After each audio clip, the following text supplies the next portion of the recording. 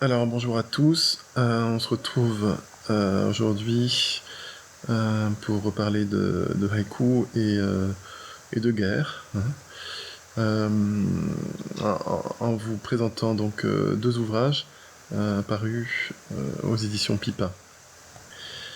Alors je m'excuse déjà si jamais il y a du bruit de fond, hein, parce que entre le ventilateur et les cicales, c'est un petit peu difficile, hein. Mais je vais essayer en post-prod, je vais essayer de gommer le plus possible le bruit de fond. Alors, nous avions déjà parlé de haïku, du haïku français des tranchées, hein, de la Première Guerre mondiale, qui sont vraiment spectaculaires, je trouve.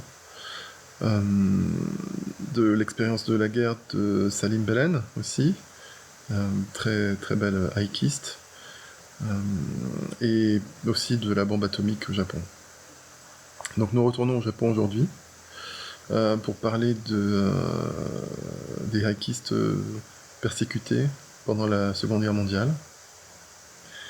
Et à l'époque, persécutés, c'était au minimum 3 ans de prison, hein, pour quelques mots sur un bout de papier.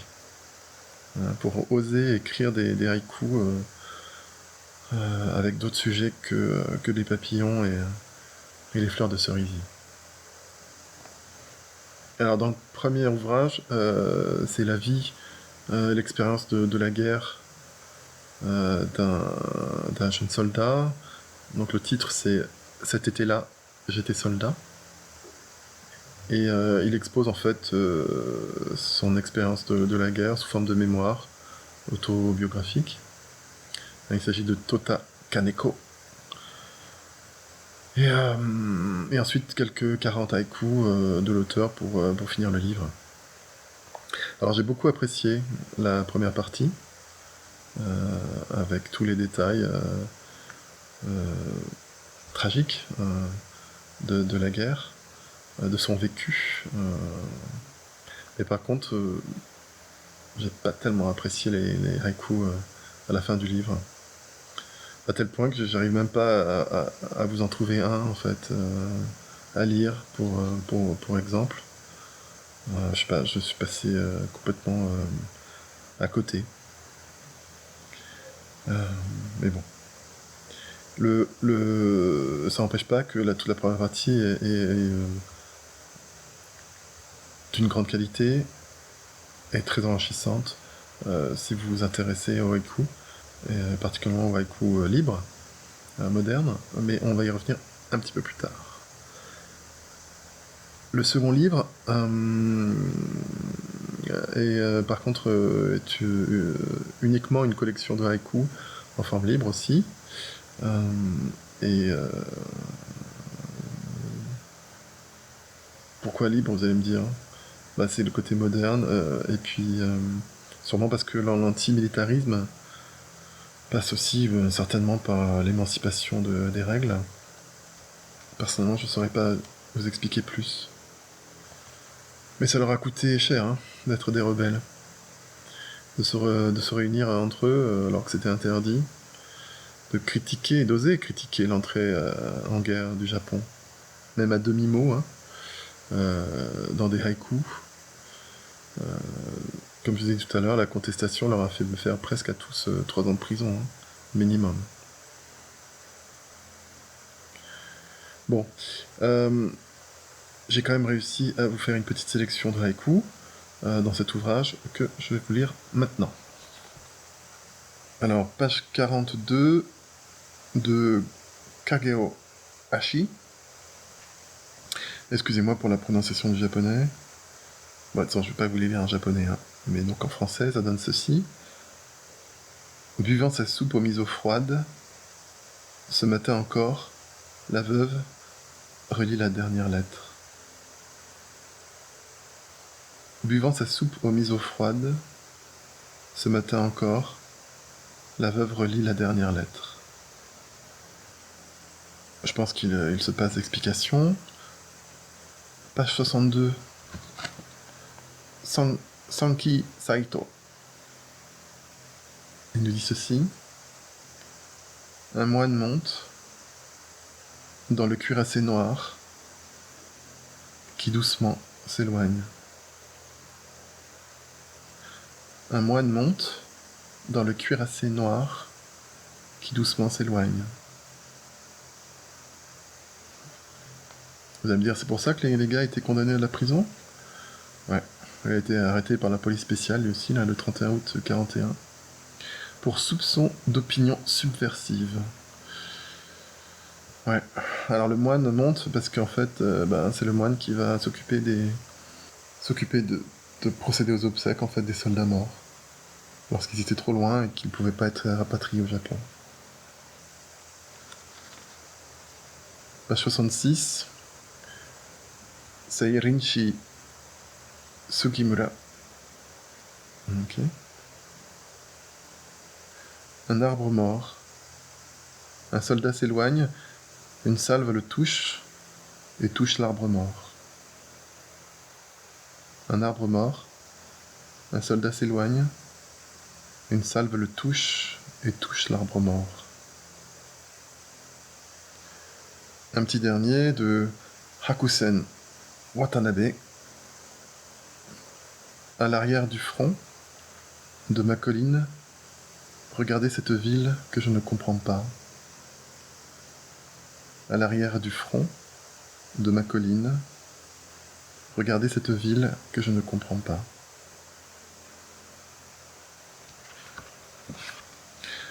Donc ça, c'est tiré de Haïku de la résistance japonaise, 1929-1945, toujours aux éditions Pipa.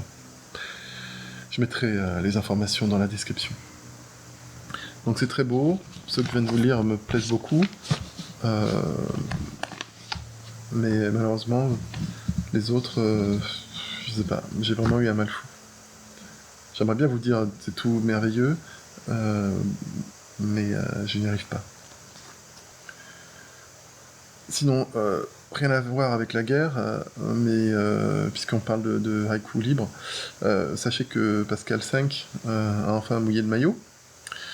Après ses deux premiers livres qui expliquaient un petit peu le haïku, qui présentaient les autres, etc., elle vient enfin présenter ses propres haïkus. Ça y est. Donc le titre du recueil, c'est Ciel changeant, haïku du jour et de la nuit, aux éditions Le Duc. J'y pense là, à l'instant, parce que vu que c'est aussi de haïku libre, pour la plupart. Voilà, mais bon, je vous les laisse les découvrir de votre côté, parce que c'était vraiment un titre informatif, puisque j'ai déjà parlé d'elle déjà à plusieurs reprises sur cette chaîne, vous la connaissez déjà. Mais bon, qu'est-ce qui me dérange tant avec le haïku libre ou moderne? Pas grand-chose à vrai dire, hein, chacun fait comme il veut. Mais il vaudrait mieux poser la question ainsi. Qu'est-ce qu'il manque au haïku moderne? C'est comme ça que je le vois. Eh ben, c'est la double lecture. Alors, je m'explique. La première lecture, c'est le haïku lui-même. C'est-à-dire le sentiment poétique. C'est ce qu'on va dire, en fait, ce qu'on va transmettre. Et la seconde, c'est l'observation des règles respectées. C'est-à-dire, lorsqu'on écrit en suivant les règles, qu'on a l'habitude de le faire, on sait les reconnaître tout de suite, en fait, chez les autres, lorsqu'elles sont présentes. Et on en apprécie les subtilités. C'est ce que j'appelle la double lecture. Le poème sera donc ainsi beaucoup plus riche pour le lecteur averti et plus savoureux. Vous savez tous que l'on compare souvent le haïku à la photographie. C'est la même chose. Il y a une double lecture. Après le « Oh, quelle belle photo !» on peut aussi remarquer la composition, avec la règle des tiers par exemple, ou le respect du point noir et du point blanc lorsqu'on fait du noir et blanc. Donc le photographe averti, il saura tout de suite les repérer et va encore plus apprécier la belle photo. Donc je pourrais continuer avec d'autres exemples, comme l'art sartorial. Quand certains voient juste un homme habillé d'un costume gris, d'autres vont noter la petite pointe de rouge, discrète. Voilà, c'est la double lecture. Et on en revient au principe exposé dans l'épisode sur Alan Watts, par lui-même, qu'il faut écouter si ce n'est pas déjà fait. C'est l'importance à la fois du sentiment poétique, mais aussi du respect du cadre et des règles d'écriture. Mais bon, ce n'est qu'un conseil, vous êtes libre de faire comme vous voulez. Je vais même aller au-delà. Je vais revenir sur le premier livre dont je vous ai parlé tout à l'heure, en vous lisant le passage où les poètes modernes japonais justifient leur choix du libre. Donc voilà, c'est très tôt, c'est à la page 8. Alors, en 1962, alors vous allez me dire c'est beaucoup plus tard, mais évidemment, vous allez comprendre. Tota crée la revue du haïku Kaitei, une sorte d'étendard de l'opposition au haïku traditionnaliste. C'est plus tard parce que tout ça, ça a eu le temps de mûrir en fait. Donc, notamment au groupe Hoto Tokisu, dirigé par Kiyoshi Takahama.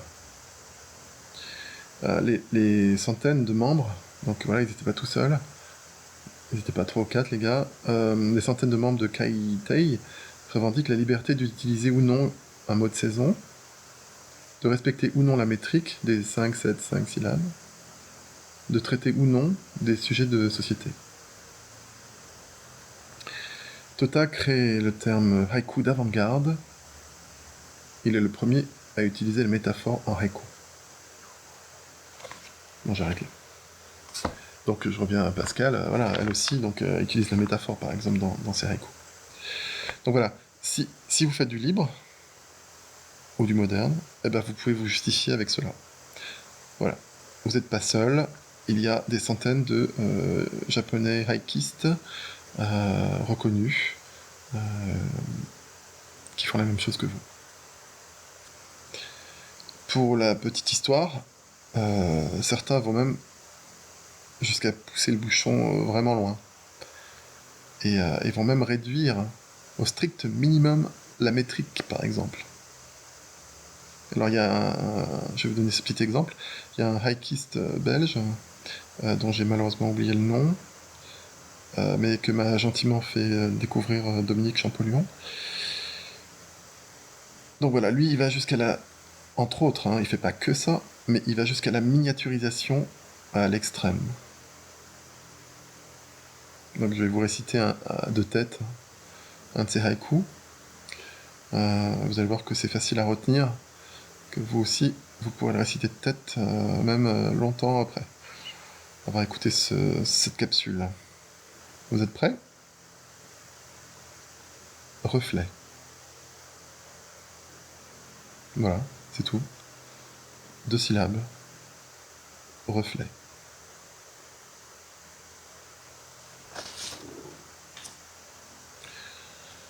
Avant d'oublier, à chaque fois que je parle de Pascal 5, j'oublie de citer son podcast. Donc j'en profite cette fois-ci, là, j'essaie de me rattraper. Donc je vous mets le lien dans la description. Ils sont vraiment très intéressants. Je crois qu'elle aime beaucoup présenter les auteurs en fait dans ses podcasts. Donc vous allez découvrir certains auteurs peut-être que vous ne connaissez pas. Donc allez-y, écoutez-les, ils sont très bien. Et voilà, et puis ce sera tout pour aujourd'hui. Navré de cette présentation un petit peu bancale, parce que c'est pas des livres, ces 2 livres sur le Japon, là, ces haïkus ne m'ont pas... quelques-uns seulement m'ont vraiment plu. J'aurais voulu vous dire à quel point j'ai été bouleversé, comme par exemple avec les livres de Salim Belen, mais bon. Voilà, ce sera tout pour aujourd'hui. Je vous embrasse tous. Je vous dis à bientôt pour une nouvelle capsule. Et puis, bel été.